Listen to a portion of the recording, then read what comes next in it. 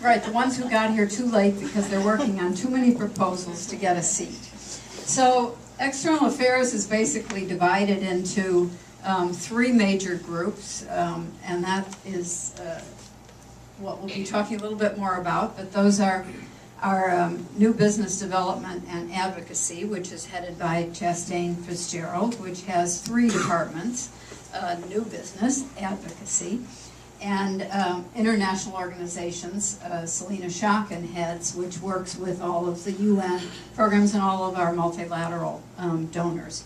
Shannon England is the head of new business development, and we have a brand new advocacy person, Annie Toro, who I think is not with us today, but who has already started work replacing Jenny Quick. The other major side of the house is corporate marketing and communications, which is headed by Vice President Kate Roberts, who is on maternity leave at the moment, and Marshall Stoll, the director of that department, is filling in for her. And then we have a third department, which is PSI Europe, located in Amsterdam.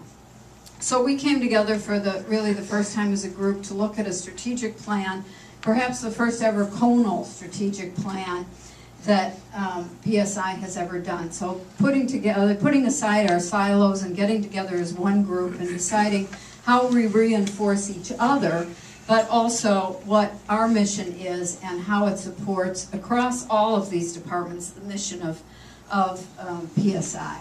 So it's a pretty simple one, but we also think a pretty important one, and that's protecting, promoting, and funding the mission, vision, and values of PSI's global network among external audiences.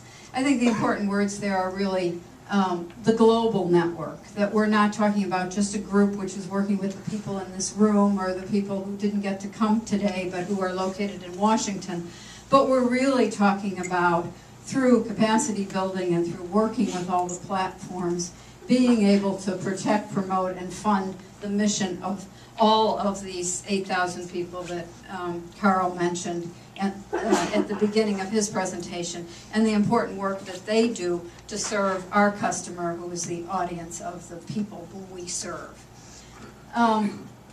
So we did the usual SWOT analysis, and we looked at all the things that we had to bring to bear, and we decided on our vision, of course, would be that this PSI network actually got the funds that it needed, and that it had the reputation and the political support to achieve its goals. And so we decided that it was really about three things. It was about policy, it was about funding, and it was about reputation. Up until now, we haven't really thought of ourselves very much as a policy organization. PSI, Karl mentioned earlier, we're an implementing organization.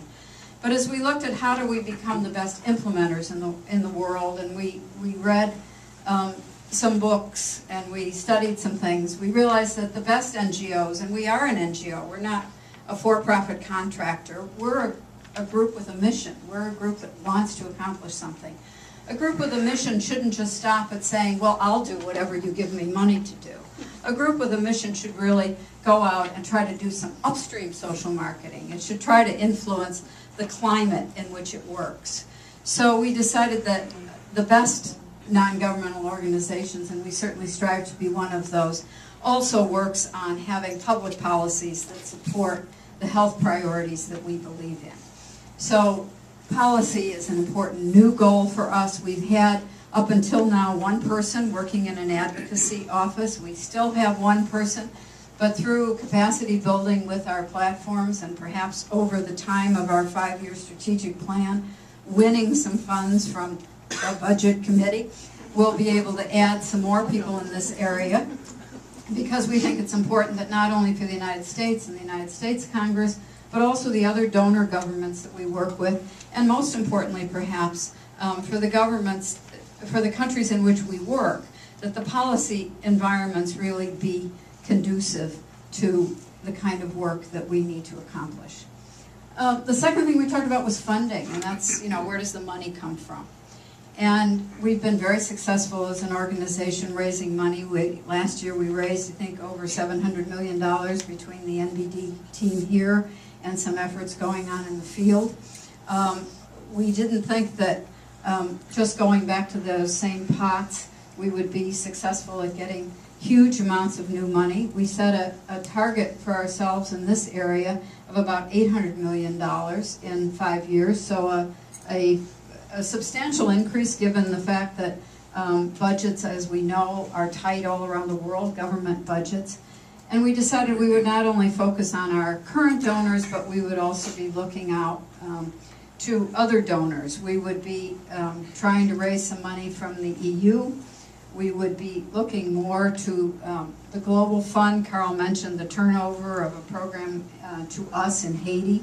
We think there are a lot of those that can be, or some of those that can be picked up around the world where there's already been one principal implementer, but there's been some unhappiness with the results, and so we think we'll get some more of that business.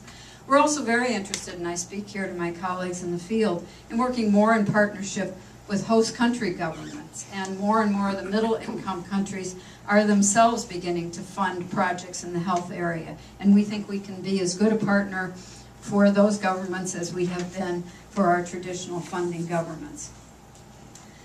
The other important part of the funding that we would hope to raise is a totally new area for us, and that's going after some major private gifts. Starting a new program to look at high net worth individuals who are in all of our networks, and the networks of our board of directors, and the networks of our colleagues in this room and our colleagues abroad. People we know or we know about who might be persuaded to join with us in supporting the great work that all of you do abroad. So for the first time, we'll really be taking a serious look at what it takes to get that kind of money and how we would go about doing it.